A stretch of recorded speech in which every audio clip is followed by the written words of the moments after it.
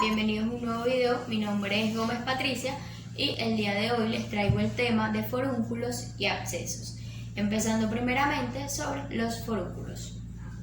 Un forúnculo es una infección cutánea localizada y supurativa que se origina en una glándula o folículo piloso. Su etiología va a ser principalmente y en la mayoría de los casos por la bacteria Staphylococcus aureus, pero también puede ser causada por otras bacterias, tales como el Streptococcus pyogenes, las pseudomonas, entre otras. El lado del folículo piloso permite que la infección penetre más profundamente en el folículo y en el tejido por debajo de este, y su patogenia se puede dar por la patogenicidad de la bacteria, por la puerta de entrada, tomando como ejemplo el Staphylococcus aureus, que está presente en la superficie de la piel. Y cuando ocurre, por ejemplo, una picadura de mosquito, excoriaciones, heridas por láminas de afectar, lesiones causadas por agujas e incluso el acné, puede acabar siendo una puerta de entrada para esta bacteria. Y por último, por una reacción inmune, con una capacidad de defensa que tiene el huésped contra la infección bacteriana. Los forúnculos pueden aparecer en cualquier parte de la piel, pero aparecen principalmente en el rostro, en la nuca, en las axilas, los muslos y en las nalgas, que son zonas con vello en donde se producen más fricción y sudor. Su clínica, en general, es porque el forúnculo empieza con un nódulo subcutáneo inflamado, doloroso y muy eritematoso, con signos de flogosis de 1 a 2 centímetros, que se va a llenar de pus y va a tener centros blancos o amarillentos como pústulas, y también otros síntomas, como lo son la fiebre, el malestar general y en algunos casos picazón. Diagnóstico. Generalmente se puede diagnosticar con base en su apariencia.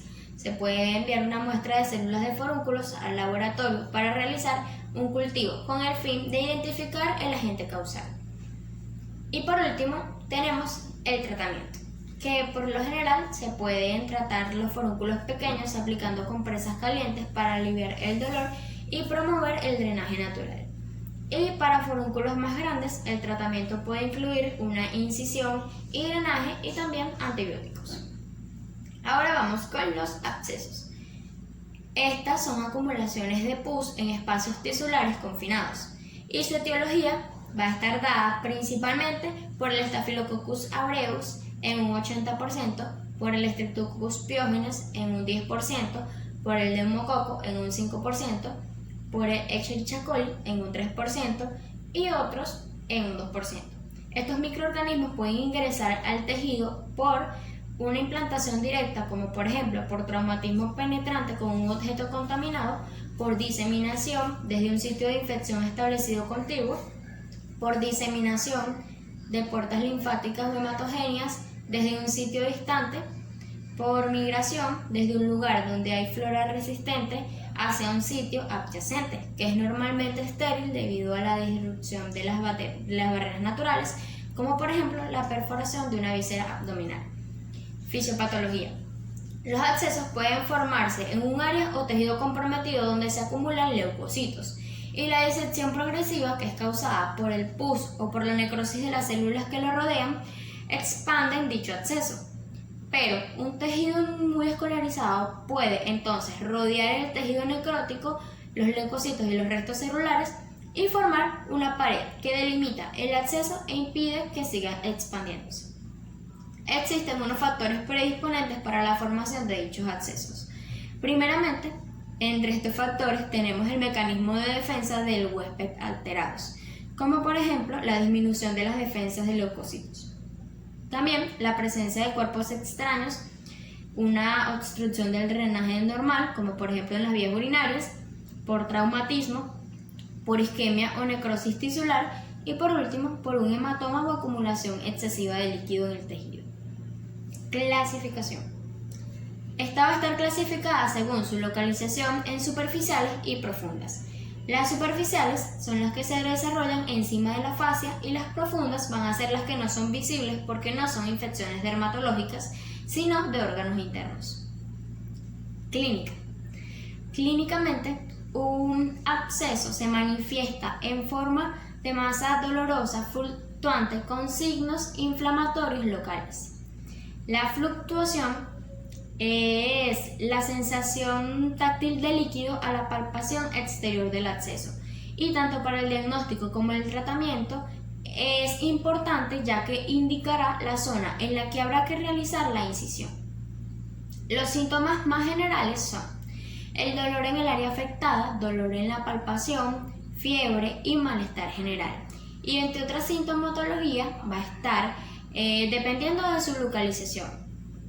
En la superficial tenemos que esta va a tener una clínica de hinchazón local alrededor del punto afectado, endurecimiento del tejido de la piel, lesión cutánea con el aspecto de un punto y a veces con apariencia blanca o amarillenta debido a la presencia de pus debajo de ella, por enrojecimiento, sensibilidad y calor en la zona y por una supuración de líquido o pus.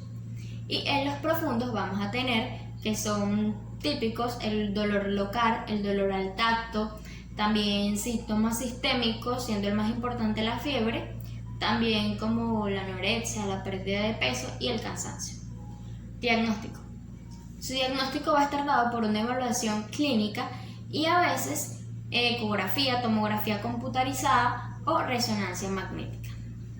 Tanto los abscesos superficiales como los profundos van a tener la realización por unos exámenes físicos, y en el caso del diagnóstico de los profundos es el que suele requerir las técnicas de imágenes.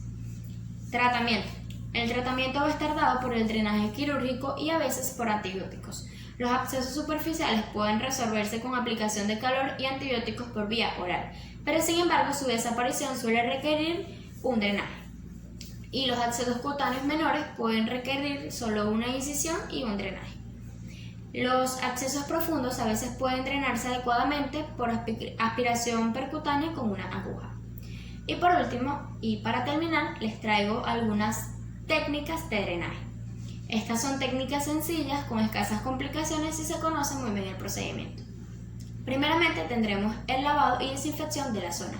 Esto es mediante el uso de yodopovidona y la delimitación del campo con paños estériles.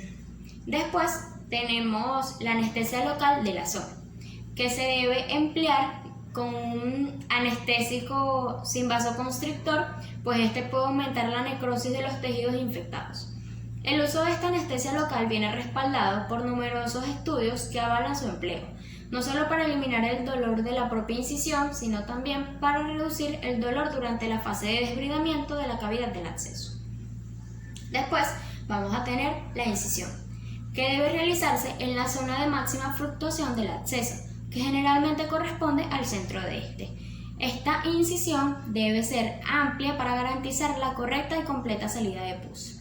Y la zona de incisión debe protegerse con gasas de posibles proyecciones de material purulento. Y cuando comience a salir el material purulento, se puede ayudar con la compresión de la piel de alrededor, dirigiendo la presión hacia la zona de incisión, evitando exprimir en sentido vertical el plano del absceso, pues se podría licuar el contenido de pus hacia planos profundos, lo que daría lugar al llamado efecto de arena. Desbridamiento.